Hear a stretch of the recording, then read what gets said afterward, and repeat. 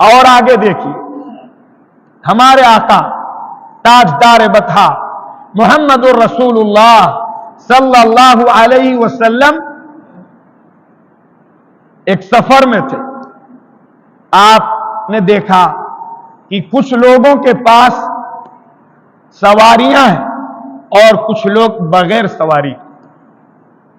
کچھ لوگوں کے پاس توشہ ہے, کھانے پینے کا ساز و سامان ہے, اور کچھ لوگوں کے پاس ساز و سامان نہیں. میں نے اس سے پہلے بھی آپ کو بتایا تھا کہ ہمارے آقا لوگوں کی غربت, لوگوں کے فقر و فاقے, لوگوں کی مایوسی, لوگوں کی احتیاج, لوگوں کی ضرورت کو دیکھ کے آپ کا چہرے کا رنگ بدل جاتا. کیا لوگوں کی غربت دیکھ کے, لوگوں کا فقر و فاقہ دیکھ کے, لوگوں کی احتیاج دیکھ کے, لوگوں کی بھوکمری دیکھ کے ہمارے بھی چہرے پہ کوئی اثر پڑتا ہے؟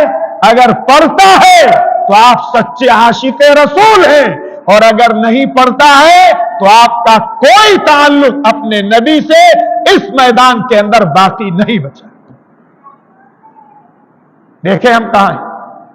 جب آپ نے دیکھا یہ سچویشن, آپ نے اعلان فرمایا من کان لہ فضل زاد فلیعد بہ علی من لا زاد لہ. یہ سماج کے لوگوں, اے معاشرے کے لوگوں, اگر کسی کے پاس توشہ زیادہ ہے تو وہ اپنا زیادہ توشہ دوسرے کو واپس کر دے جس کے پاس توشہ نہیں. آگے فرمایا اگر کسی کے پاس سواری زیادہ ہے تو وہ اس کو سواری دے دے جس کے پاس سواری نہیں. فَذَكَرَ مِنْ أَصْنَافِ الْمَالِ مَا ذَكَرَ. پھر آپ نے اسی طرح مالوں کی قسموں کو شمار کرایا اور گنایا اور ذکر فرمایا کہ جس کے پاس یہ زیادہ ہو وہ اس کو دے دے, جس کے پاس یہ نہ ہو, یہ نہ ہو, یہ نہ ہو. شمار کرایا چیزوں کو, اور صحابہ فرماتے ہیں ہمارے یہ گمان میں بات آ گئی کہ شاید کہ جس کے پاس زیادہ ہے اس کا زیادہ میں کوئی حق نہیں, بلکہ اسے اپنے اس بھائی کو واپس کرنا چاہیے جس کے پاس نہیں. جائزہ لیجیے, سماج کا جائزہ لیجیے اور اپنے آپ کا جائزہ لیجیے. اس لیے کہ سماج, ہم آپ سمجھتے ہیں کہ سماج کا جائزہ لیجیے تو فلانے کریں, فلانے دیکھے, فلانے دیکھے. یہ دماغ سے کھرچ کے نکال دیجئے. جب کہا جائے سماج کا جائزہ لیجئے تو آپ کہیے کہ مجھے اپنا جائزہ لینا ہے, اس لیے کہ ہمارا ہی نام سماج, ہمارا ہی نام سماج. آپ نے یہ بات ارشاد فرمائی.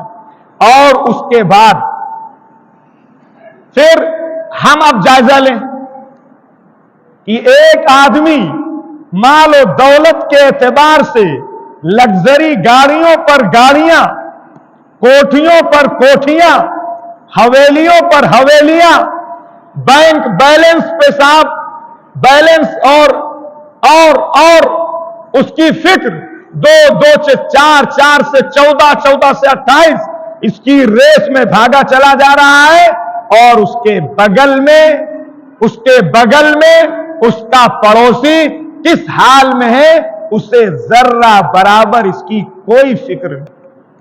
اگر وہ اپنے آپ کو ایماندار کہتا ہے تو حدیث کہتی وہ مومن نہیں. میں نہیں کہہ رہا ہوں. فرمایا لیس بالمؤمن, وہ شخص مومن نہیں ہو سکتا ہے.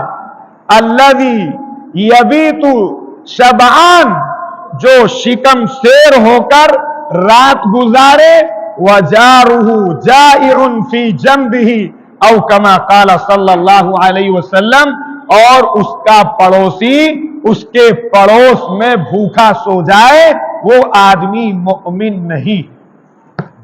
ہم کہتے رہے صاحب کہ ہم بہت بڑے صاحب مولانا صاحب ہیں, بہت بڑے قاری صاحب ہیں, بہت بڑے علامہ صاحب ہیں, بہت بڑے دیندار صاحب ہیں, बहुत बड़ी रिलीजियस पर्सनालिटी है और साहब दुनिया अलेख सलेख करती है, दुनिया कहे, लेकिन हदीस ये कह रही है कि अगर आपका पड़ोसी भूखा सो रहा है और आपको उसकी फिक्र नहीं है तो आप मोमिन नहीं।